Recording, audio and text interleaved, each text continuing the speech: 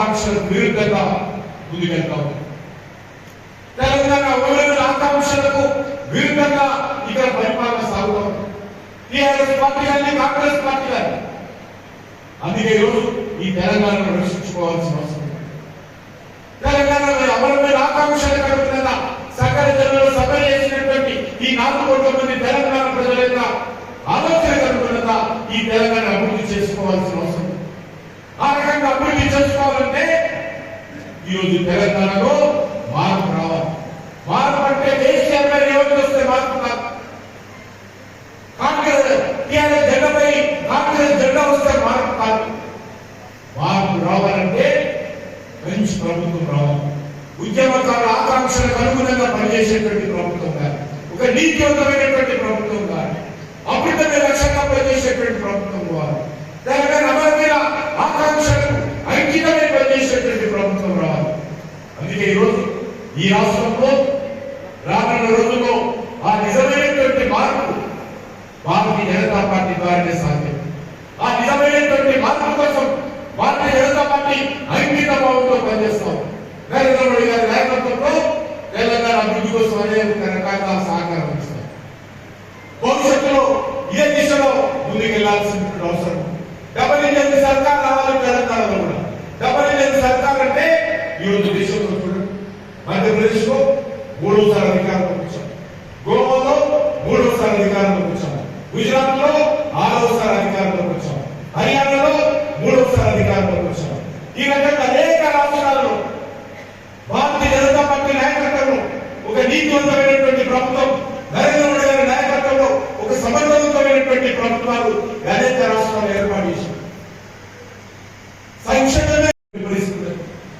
దీని నుంచి మనం తెలంగాణ రక్షించుకోవాలంటే ఇప్పుడు జరుగుతున్నటువంటి ఎన్నికలు తెలంగాణ ప్రజలకు 2వ అడుగు.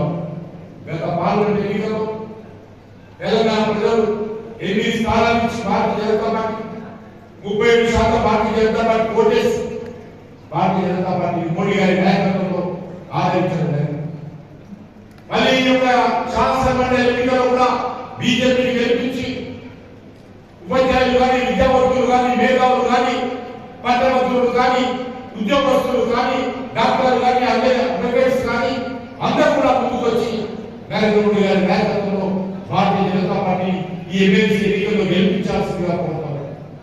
తప్పకుండా తెలంగాణ రాష్ట్ర అభివృద్ధికి నరేంద్ర మోడీ గారి నాయకత్వంలో కట్టుబడుతున్నాము. ఆ దిశలో ముందుకు వెళ్తామని చెప్పి మీ అందరినీ కోరుకుంటూ ఈ 4 రోజుల పాటు మీకు తెలిసినటువంటి వారు, ఓటర్లుగా నమోదైనటువంటి వారు, అది పట్టభద్రులు కానీ, అది ఉపాధ్యాయులు కానీ, అది ఉద్యోగస్తులు కానీ, ఎవరైనా సరే వాళ్ళందరూ కూడా మీరు పేరుగా వ్యక్తిగతంగా మాట్లాడి వాళ్ళందరితో మొదటి ప్రాధాన్యత ఓటు బీజేపీ అభ్యర్థి అయినటువంటి కొమరయ్య గారికి ఉపాధ్యాయ నియోజకవర్గం నుంచి, అంజిరెడ్డి గారికి గ్రాడ్యుయేట్స్ కాన్స్టిట్యూన్సీ నుంచి భారీ మెజార్టీతో మరి ఈ ప్రాంతం నుంచి గెలిపించాల్సిందిగా మీ అందరినీ కోరడం కోసమే ఈరోజు ఈ సమావేశం ఏర్పాటు చేయడం.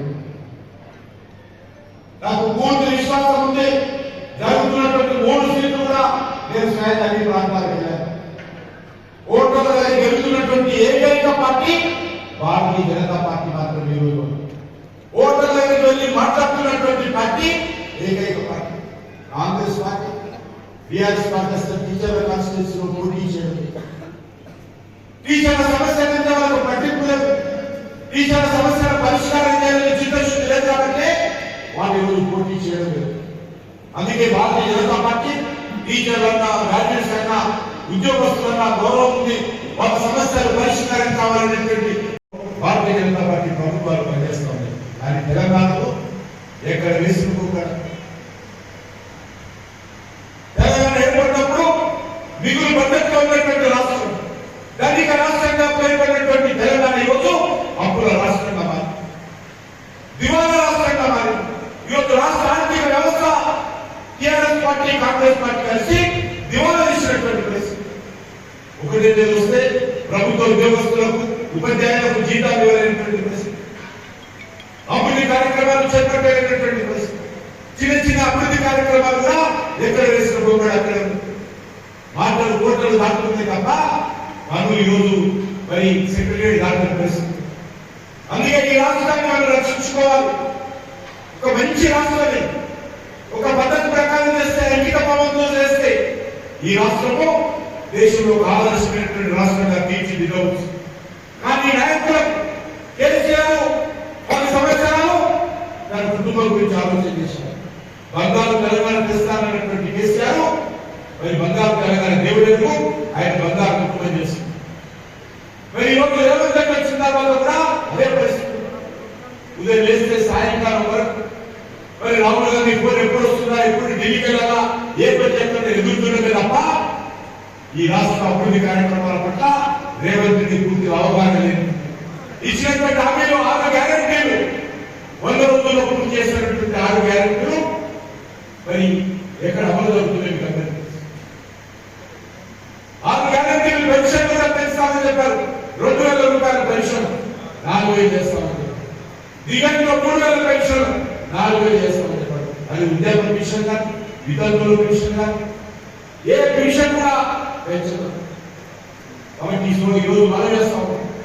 ఈరోజు జరుగుతున్నది ఏంటంటే హైదరాబాద్ లో వ్యాపారం దెబ్బతింది, రియల్ ఎస్టేట్ రంగం దెబ్బతిన్నది. దేశంలోనే అత్యధికమైనటువంటి స్థాయిలో ఉన్నటువంటి రియల్ ఎస్టేట్ రంగము ఈరోజు కుప్పకూలేటువంటి పరిస్థితి. దానికి కాంగ్రెస్ పార్టీ ప్రధాన కారణం. కాంగ్రెస్ పార్టీ అవలంబిస్తున్నటువంటి తప్పుడు విధానాలు